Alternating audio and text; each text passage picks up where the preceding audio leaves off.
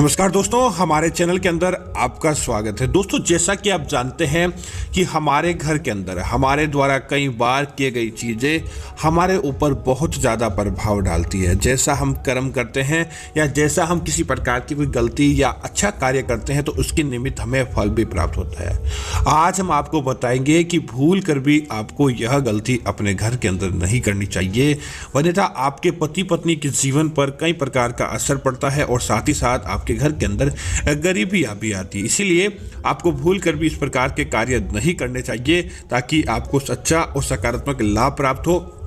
न कि आपको किसी प्रकार की गलती का आपको सामना करना पड़े। दोस्तों, क्या होता है कि कुछ चीज़ों का हमारे जीवन पर बहुत ज़्यादा असर पड़ता है और वह चीज़ें वास्तव में हमें सकारात्मक या नकारात्मक परिणाम देने का कार्य करती हैं। आज इस वीडियो के अंदर जो चीज़ें बताई जाएगी दोस्तों, अगर आपसे संभव न हो तो इस प्रकार की आपको गलती नहीं करनी चाहिए ताकि आपके जीवन के अंदर किसी प्रकार का दोष नहीं लगे। दोस्तों, माना जाता है और वैसे भी देखा जाए तो जब किसी प्रकार का कोई कार्य, क्योंकि दोस्तों हमारे हिंदू धर्म के अंदर वैवाहिक जीवन जब शुरू होता है अग्नि के आगे, तब इस प्रकार से देखा जाता है कि जैसा कर्म पति करता है उसका फल भी पत्नी को प्राप्त होता है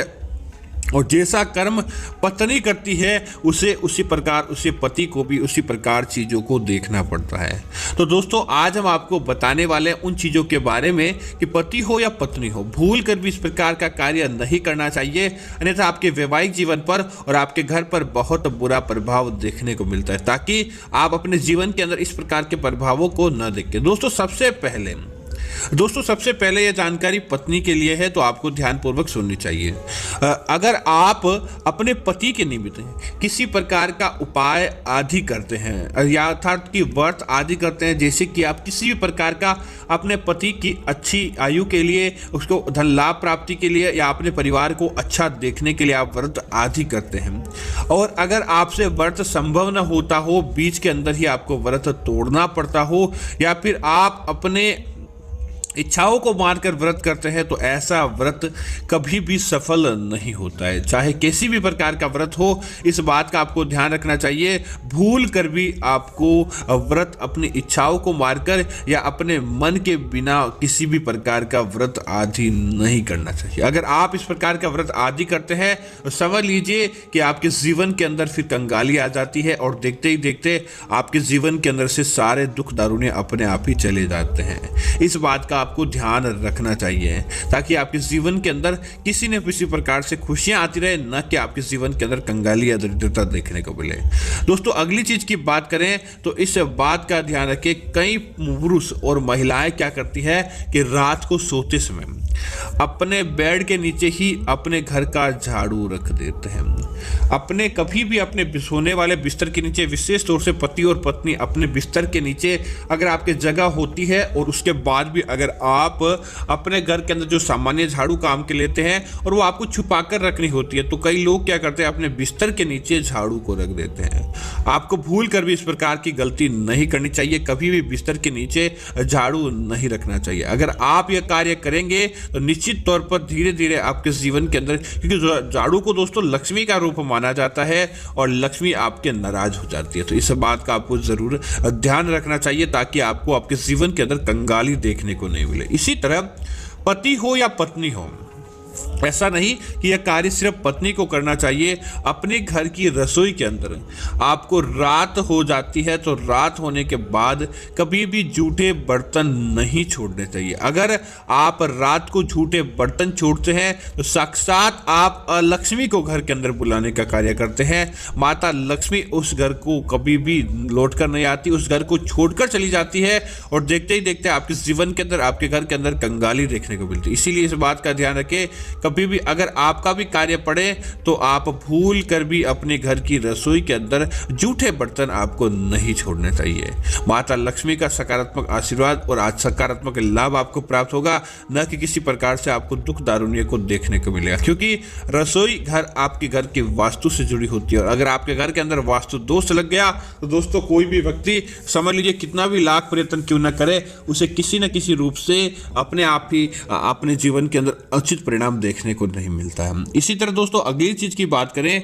तो दोस्तों पुरुष को या महिलाओं, उनका धर्म बनता है कि आप जिस धर्म के अंदर रहते हैं उनके वार त्योहार आदि को माने और आप उनके वार त्योहारों को देखें। अगर आप अपने वैवाहिक जीवन को व्यतीत करते हैं लेकिन आप किसी प्रकार के धार्मिक कार्य के अंदर भाग नहीं लेते हैं, पुरुष हो या महिला हो, आप दोनों में से किसी एक की ऐसी जिम्मेदारी बनती है कि आप अपने घर के अंदर धार्मिक कार्यों को करें, धार्मिक अनुष्ठान को कराएं, वर्ष त्योहार को माने। अगर आप इन त्योहारों को नहीं मानते हैं तो पति पत्नी से जुड़े होते हैं या घर परिवार की समृद्धि से जुड़े होते हैं तो आपके जीवन के अंदर अपने आप ही कंगाली देखने को मिल जाती है। आपको उन त्योहारों का फल प्राप्त नहीं हो पाता है, देवी देवताओं का सच्चा आशीर्वाद प्राप्त नहीं हो पाता है, तो आपके जीवन के अंदर कई प्रकार से दोषों को अपने आप ही आपके जीवन के अंदर आ जाता है। इसी तरह दोस्तों अगली चीज की बात करें तो इस बात का ध्यान रखें कि पत्नी को कुछ चीजों को भूल कर भी किसी अन्य को नहीं देना चाहिए जो उसके सुहाग से जुड़ी चीजें होती है।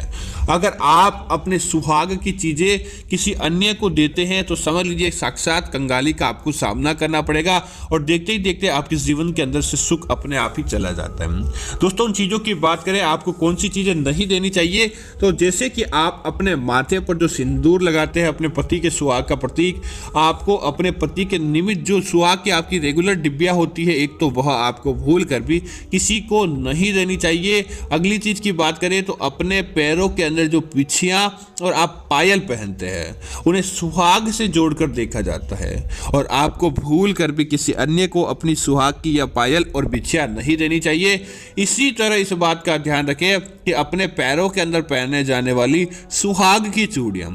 आपकी पुरानी हो जाती है, प्लास्टिक की आप लाए, कांच की आप लाए, वैसे तो प्लास्टिक की चूड़ियां नहीं पहननी चाहिए, लाख की पहन सकते हैं, अन्य धातु की पहन सकते हैं, लेकिन प्लास्टिक की आपको नहीं पहनी चाहिए। उसके बाद भी अगर आप पहनते हैं तो आपको किसी अन्य को नहीं देनी चाहिए। अपने सुहाग की जुड़ी चीजें आपको भूल कर भी किसी अन्य को नहीं देनी चाहिए, इस बात का आपको ध्यान रखें। दोस्तों इसी तरह आज के फैशन के तौर पर महिलाएं क्या करती है कि उनकी जो बिंदी लगाने की चीज़ होती है, बिंदी, वह कई महिलाएं तो इसे नीचा स्थान प्राप्त कराती है और उसे अच्छा नहीं लगता है तो उस बिंदी को लगाती ही नहीं है। और उसके बाद भी अगर कोई लगाते हैं तो अपनी ड्रेस के हिसाब से, तो आपको ध्यान रखना चाहिए कभी भी सफ़ेद रंग और काले रंग की बिंदी भूल कर भी नहीं लगानी चाहिए। अगर आप सफ़ेद या काले रंग की बिंदी लगाते हैं तो साक्षात आप अपने वैवाहिक जीवन को खतरे के अंदर डालने का कार्य करते हैं और देखते ही देखते आपके जीवन के अंदर अपने आप ही अपना आपका वैवाहिक जीवन अच्छा नहीं रहता है और पति की आयु पर इसका बहुत ज़्यादा प्रभाव पड़ता है। तो इस बात का आपको ध्यान रखना चाहिए, कभी भी काले रंग और सफ़ेद रंग की बिंदी आपको भूल कर भी नहीं लगानी चाहिए। दोस्तों कई महिलाओं की और कई पुरुषों की आदत होती है, पति और पत्नी के मध्य बहुत सारी ऐसी बातें होती है जो सिर्फ उन दोनों को ही पता होती है, लेकिन कई महिलाएं और पुरुषों की आदत होती है अपनी बातें किसी अन्य के साथ शेयर करना। दोस्तों अगर आप अपनी पर्सनल बातें जिनको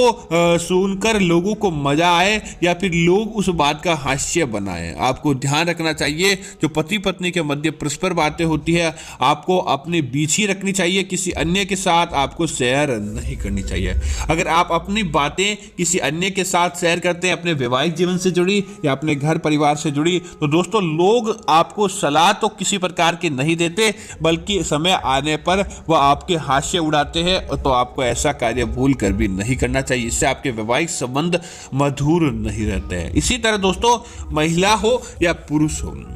अगर आपकी देर सुबह तक सोने की आदत होती है, जब सूर्य निकल जाता है उसके बाद भी देर सुबह तक आप दिन की शुरुआत बहुत देर बाद करते हैं, तो दोस्तों ऐसे घर के अंदर कभी भी लक्ष्मी प्रवेश नहीं करती है। जिस घर के अंदर सुबह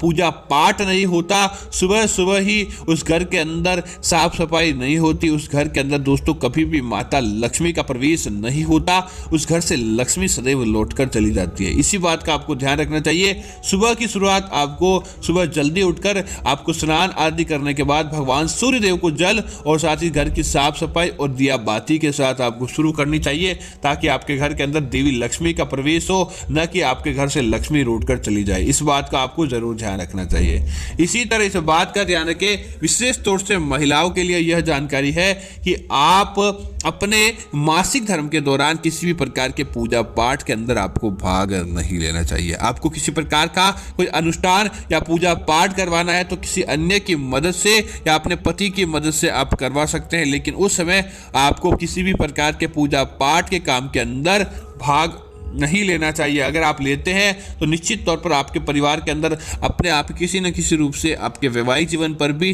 देवी देवताओं का आशीर्वाद कम प्राप्त हो जाता है और देखते ही देखते आपके जीवन के अंदर कंगाली देखने को मिलती है। तो मैं उम्मीद करता हूं कि यह जानकारी आपको अच्छी लगी होगी। ऐसी अन्य जानकारी देखने के लिए आप हमारे चैनल को सब्सक्राइब करें और साथ ही साथ वीडियो को लाइक और शेयर करना ना भूलें ताकि ऐसी जानकारी आपको मिलती है। जय श्री राम मित्रों, धन्यवाद मित्रों।